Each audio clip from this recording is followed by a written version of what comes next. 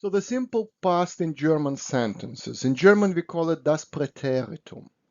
So when we start to analyze the simple past, and we have to understand that in the German language there are three different kinds of verbs. So there are regular verbs, there are mixed verbs, and there are strong verbs.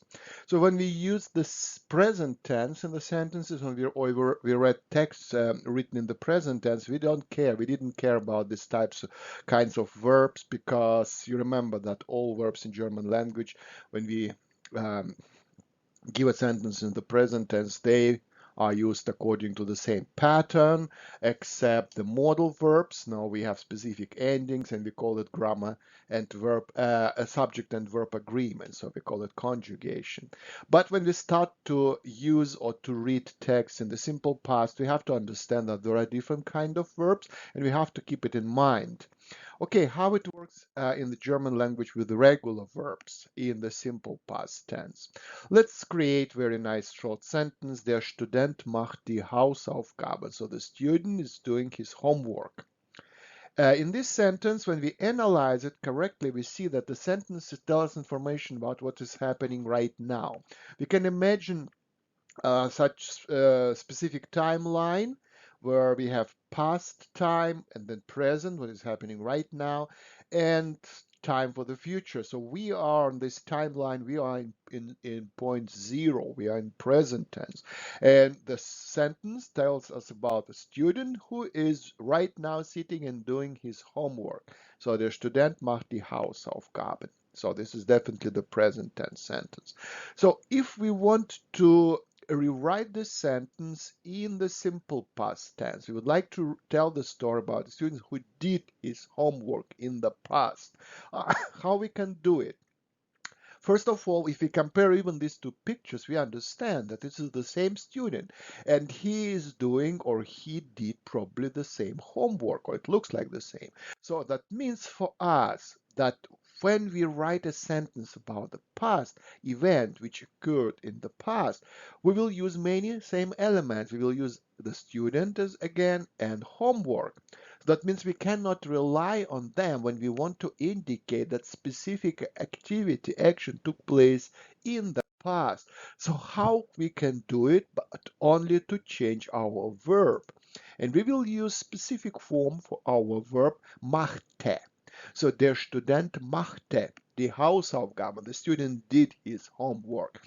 If you compare the form of the verb in the present tense and in the past tense, you see that the stem of the verb mach is the same.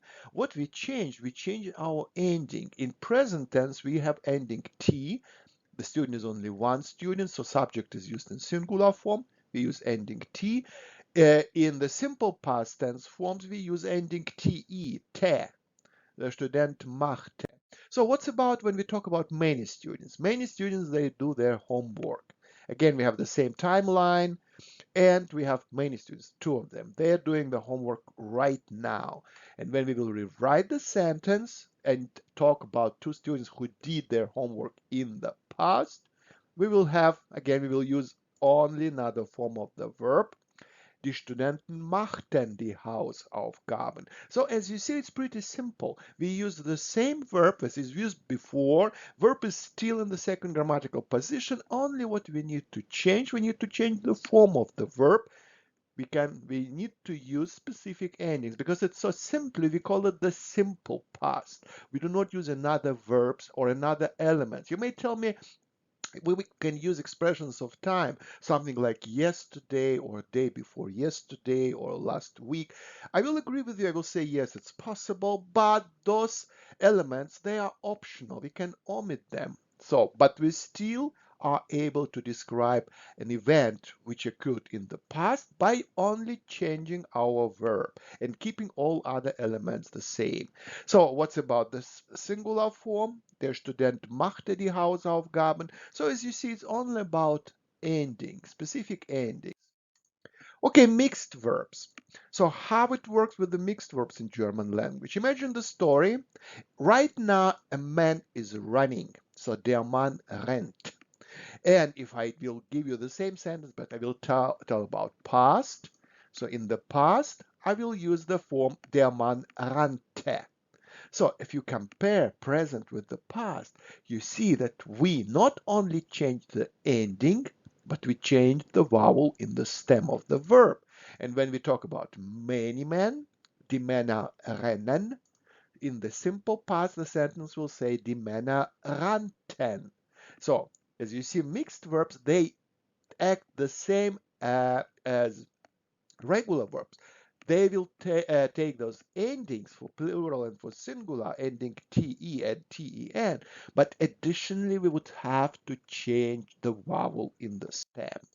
And now what's about strong verbs? So strong verb in the present tense, I give you the sentence. The man is walking, so goes. Der Mann geht. And in the past, I will completely change my verb. I will say der Mann ging. So as you see, we do not use any endings at all. We just use the stem of the verb, but we change it completely. So we change vowels in the stem and sometimes consonants as well. In the plural form, die Männer gehen, die Männer gingen. So you see, for plural, we still use ending en. So this will be an indicator for you when you would try to analyze whether the sentence is in the sentence only one subject is acting or many subjects or verb noun in the plural form. Okay, let's summarize once again the simple past. Regular verbs. In singular form, third person singular form, they will take ending te to the stem. In plural form, ending ten. Many verbs, like hundreds and thousands regular verbs in German language, they act by using the same pattern. Mixed verbs, they have change of a vowel in the stem in singular form plus ending te. And in plural form, again, change of a vowel in the stem plus ending ten. And for strong verbs, in singular form, third person singular form, they have only change of a vowel in the stem or change the stem completely without any endings at all.